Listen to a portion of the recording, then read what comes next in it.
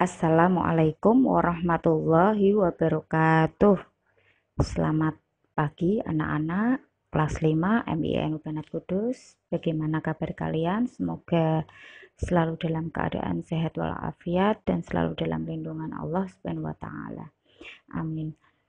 Pada kesempatan hari ini Bu Hani akan menyampaikan materi untuk kelas 5 ya, kelas 5. Materi yang pertama ini adalah upaya yang dilakukan Nabi Muhammad dalam membina masyarakat Madinah. Nanti kalian bisa menyimak materi yang Bu Hani sampaikan, kemudian kalian bisa mencatatnya, boleh mencatat seperti yang Bu Hani ringkaskan atau boleh mencatat seringkas kalian dan sefaham kalian ya. Oke, kita mulai.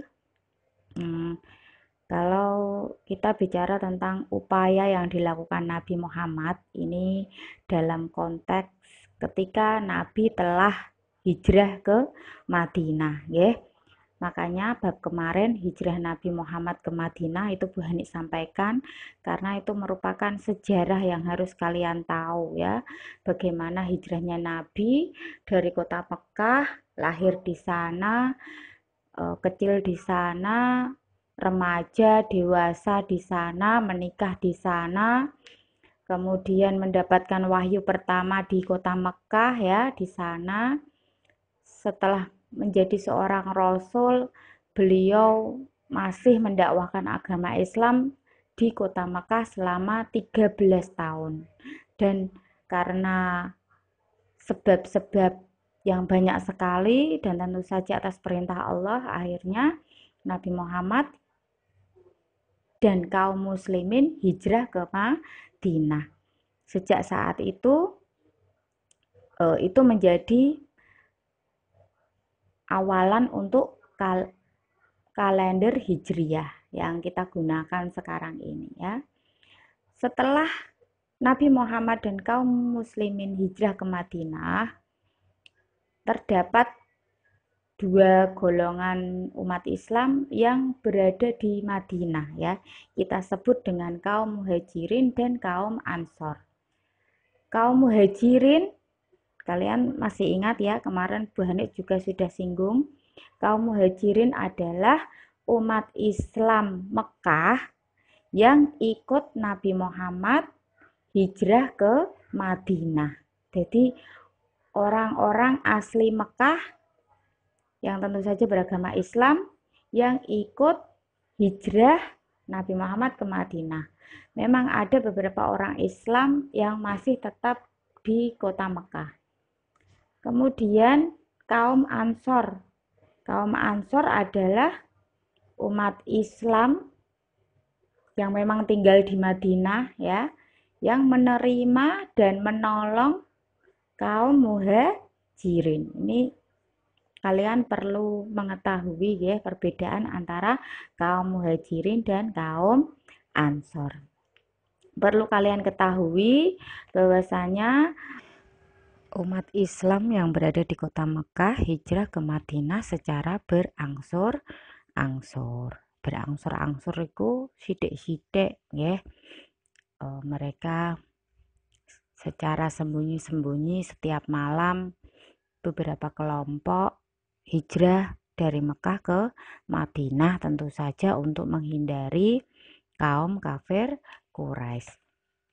Orang yang pertama kali hijrah ke Madinah ini adalah Abu Salamah beserta istrinya yaitu Ummu Salamah. Kemudian kaum muslim yang lain, terus Nabi Muhammad bersama Abu Bakar As-Siddiq ya. Seperti cerita Bu Hani kemarin tentang hijrah Nabi Muhammad ke Madinah, dan yang rombongan terakhir adalah Ali bin Abi Thalib, Zaid bin Haritsah yang mengawal keluarga Nabi. Di antaranya putra-putri Nabi yaitu Fatimah, Ummu Kulsum, Aisyah, Asma dan Abdullah ya. Ali terakhir hijrah karena Kemarin Ali bin Abi Thalib ini sempat menjadi fidak tebusan ya, menggantikan tidur Nabi Muhammad di tempat tidur. Kedatangan Nabi Muhammad di Madinah bersama dengan umat Islam yang lain tentu saja disambut dengan gembira oleh penduduk Madinah ya. Seluruh penduduk Madinah ini baik tua, muda, besar, kecil, laki-laki, perempuan, ini tumpah ruah di gerbang Madinah untuk melihat Nabi junjungan mereka ya, karena memang ada yang sudah tahu, ada yang sudah pernah ketemu, ada yang belum, tetapi mereka banyak sekali mendengar cerita tentang Nabi Muhammad. Mereka bergembira memuji terhadap Nabi Muhammad. Kemudian setelah Nabi Muhammad berada di Madinah, beliau ini melakukan langkah-langkah atau perencanaan ya untuk menyebarkan dakwah Islam dan untuk membangun Madinah. Dakwah Islam di Madinah dapat berkembang dengan pesat ya pada akhirnya, dan kota Madinah ini mengalami kemajuan dalam segala bidang sehingga sampai detik ini menjadi kota yang sangat besar dalam segala bidang kehidupan. Usaha yang dilakukan oleh Nabi dalam membina umat Islam di Madinah ini bisa dibedakan menjadi 4 bagian. Yang pertama yaitu bidang agama. Di bidang agama yang dilakukan Nabi pertama kali adalah membangun masjid ya. Ini sudah Bu Eni singgung pada bab kemarin tentang hijrah Nabi ke Madinah, membangun masjid yang sekarang kita sebut dengan Masjid Nabawi. Masjid Nabawi ini dibangun ketika Nabi sampai di sana, yaitu sekitar bulan Rabiul Awal tahun 622 Masehi. Dulu fungsi masjid ini bukan hanya untuk tempat ibadah, tetapi untuk tempat dakwah, musyawarah, perencanaan, pendidikan, dan pengadilan. Semua dilakukan di masjid ya. Ini menjadi tempat bersama. Kalian masih ingat Masjid Nabawi ini dibangun di atas tanah milik siapa? Di atas tanah milik anak yatim yang bernama Sahal dan Suhail. Karena unta Nabi ketika sampai di Madinah ini berhenti di tanah tersebut. Nabi sudah berjanji dimanapun untanya ini berhenti, di situ beliau akan membangun masjid. Kemudian yang dilakukan Nabi di bidang agama adalah mengajarkan agama Islam. Apa-apa yang belum diketahui oleh masyarakat Madinah diajarkan oleh Nabi ya, diberitahu oleh Nabi. Selanjutnya yang kedua di bidang sosial. Ini terbagi menjadi 2 karena memang dilihat dari masyarakat yang tinggal di Madinah ini ada 2 ya, dari bangsa Arab dan bangsa Yahudi. Nabi Muhammad tidak hanya membangun persatuan dengan umat Islam saja, tetapi beliau juga membangun persatuan dengan non-muslim. Inilah Nabi Muhammad ini rahmatan lil alamin. Kepada semua orang, dia tidak membedakan ya. Membangun persatuan dengan umat Islam.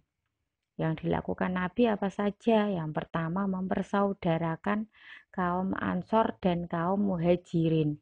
agar mereka ini tidak merasa dibedakan. Ora pereh wong muhajirin iki sing teko Mekah terus di sia-sia boten nggih.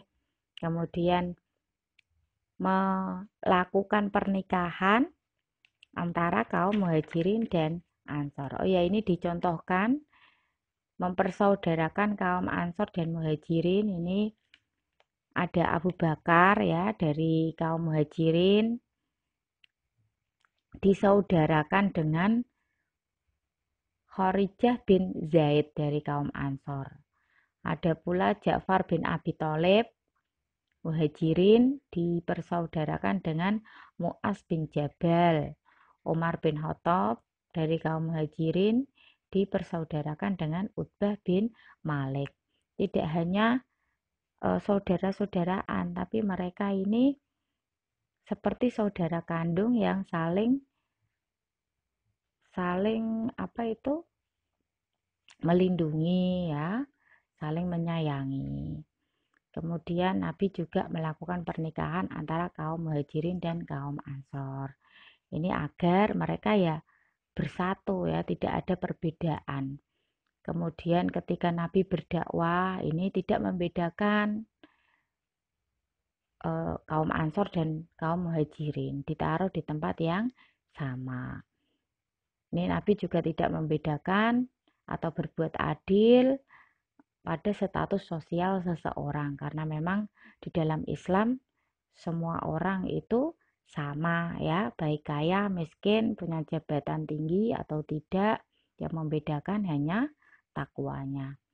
Kemudian yang selanjutnya melibatkan kaum muhajirin dan ansor dalam membangun masjid ya. Ini bukan masjidnya wong ansor, ndak masjidnya wong muhajirin, tapi masjidnya orang Islam bersama-sama.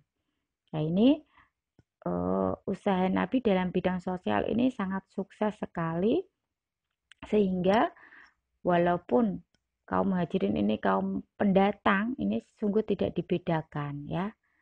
Dan kaum ansor sangat menyayangi kaum muhajirin. Yang selanjutnya adalah membangun persatuan dengan non-muslim. Ini tujuannya apa? Tujuannya supaya orang-orang non-muslim yang berada di Madinah juga tidak merasa terkucilkan, ya. Ini di perjanjian ini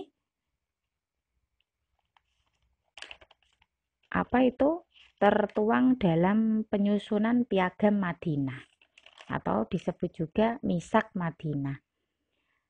Piagam Madinah ini tujuannya adalah menciptakan kedamaian dan ketertiban dalam masyarakat ya, dalam masyarakat Madinah. Ya, tadi Bani sudah bilang masyarakat Madinah itu tidak hanya orang Islam tetapi juga orang non-Islam. Piagam Madinah disusun pada tahun 2 Hijriah, berarti sudah hampir 2 tahun Nabi hijrah di Madinah, atau tepatnya tahun 623 Masehi. Di Piagam Madinah itu ada banyak isinya ya. Di antaranya masyarakat Muslim dan Yahudi akan hidup berdampingan dan bebas menjalankan agamanya masing-masing. Monggo yang Islam, yang Yahudi. Kemudian tanggungan nafkah dibebankan kepada masing-masing. Orang Yahudi menanggung beban nafkahnya, demikian juga dengan orang Muslim. Tidak ada saling mempengaruhi ya. Yang selanjutnya semua pihak harus bersatu melawan siapa saja yang hendak membatalkan perjanjian ini. Selanjutnya masing-masing pihak akan saling berbuat kebajikan dan saling mengingatkan, serta tidak akan saling berbuat jahat, yani saling melindungi walau beda agama. Kemudian tidak akan ada seorang pun dari masing-masing pihak yang hendak berbuat jahat terhadap sekutunya di dalam perjanjian. Kemudian Yasrib menjadi kota suci bagi setiap orang yang terikat dengan perjanjian ini. Masing-masing akan menolong setiap orang yang diperlakukan secara tidak adil. Ini ketika ada orang Islam diperlakukan secara tidak adil, orang Yahudi ini harus menolong ya, dan sebaliknya. Kemudian semua pihak wajib saling membantu melawan pihak yang menyerang Madinah. Dan yang terakhir, perjanjian ini tidak boleh dilanggar. Kemudian juga ada ya, apabila terjadi perselisihan antara keduanya, yang menyelesaikan diserahkan kepada Nabi Muhammad selaku pemimpin tertinggi di Madinah. Jadi Nabi Muhammad pada waktu itu dianggap pimpinan tertinggi atau pimpinan pemerintahan dalam piagam Madinah, dan semuanya setuju, baik Muslim maupun non-Muslim. Selanjutnya ada yang nomor 3 ya, di bidang ekonomi. Nabi Muhammad itu mempunyai sifat cerdas. Jadi segala sesuatu yang dilakukan Nabi ini pasti sudah difikirkan. Kadang kita tidak mikir sampai di situ, tapi Nabi sudah memikirkannya. Seperti contoh ya, di bidang ekonomi, Nabi ini melakukan pertukaran ilmu dan keahlian antara kaum Ansor dan kaum Muhajirin. Tujuannya apa? Agar kaum Ansor dan kaum Muhajirin ini nambah keahliannya ya. Kalau nambah keahliannya, dia bisa bekerja sendiri dan tidak menjadi beban bagi orang lain. Tujuannya adalah meningkatkan kesejahteraan mereka sendiri. Kemudian Nabi juga menyuruh kewajiban membayar zakat, karena pada dasarnya zakat ini kan tujuannya untuk menyeimbangkan perekonomian ya. Yang kaya memberikan kepada yang miskin. Kemudian anjuran tentang infak dan sodakoh ini benar-benar digalakkan agar tidak ada lagi orang yang kekurangan. Kemudian juga menetapkan pembagian warisan secara adil. Kemudian membangun pasar sukul Ansor atau pasar Ansor. Dulu perekonomian di Madinah ini dikuasai oleh Yahudi ya. Nah, agar umat Islam ini juga kesejahteraannya meningkat, Nabi juga membangun pasar sukul Ansor ya, yang mempunyai tata tertib, harus jujur ketika berdagang ya. Kemudian adil, tidak saling merugikan, tidak boleh melakukan monopoli dan praktek-praktek yang merugikan orang lain. Dengan demikian, tingkat kesejahteraan kaum muslimin ini semakin meningkat. Itulah hal-hal yang dilakukan oleh Nabi Muhammad di bidang ekonomi. Selanjutnya yang keempat adalah di bidang pertahanan. Semakin banyaknya umat Islam ya. Jadi ketika Nabi berada di Madinah ini sangat berbanding terbalik ketika Nabi berada di kota Mekah. Di Madinah umat Islam ini tambah banyak ya. Tambah banyak. Kalau tambah banyak pasti tambah kuat, ya. Nah, hal inilah yang banyak membuat iri bangsa-bangsa lain. Mereka makin membenci Nabi Muhammad dan kaum muslimin, terutama adalah kaum kafir Quraisy. Kemudian kaum kafir Quraisy ini lantas berusaha menyerang umat Islam di Madinah dengan kekuatan pasukan yang besar. Karena memang seperti itu, akhirnya Nabi membentuk pasukan militer dari kaum muslimin yang tujuannya untuk menjaga keamanan wilayah Madinah dari serangan bangsa lain, sekaligus untuk menjaga keamanan upaya penyebaran dakwah Islam ke daerah-daerah di sekitar Madinah. Ini ya, ada 4 usaha yang dilakukan Nabi ketika sudah berada di kota Madinah. Sekarang kota Madinah menjadi kota yang sangat maju, semua berkat Nabi Muhammad. Materi tentang usaha yang dilakukan usaha yang dilakukan Nabi Muhammad di kota Madinah sudah selesai ya. Mungkin kalau kalian ada pertanyaan bisa kalian ketik di kolom komentar atau kalian WA pribadi ke Bu Hani ya, insya Allah akan Bu Hani jawab. Mohon maaf apabila ada salah-salah kata. Assalamualaikum warahmatullahi wabarakatuh.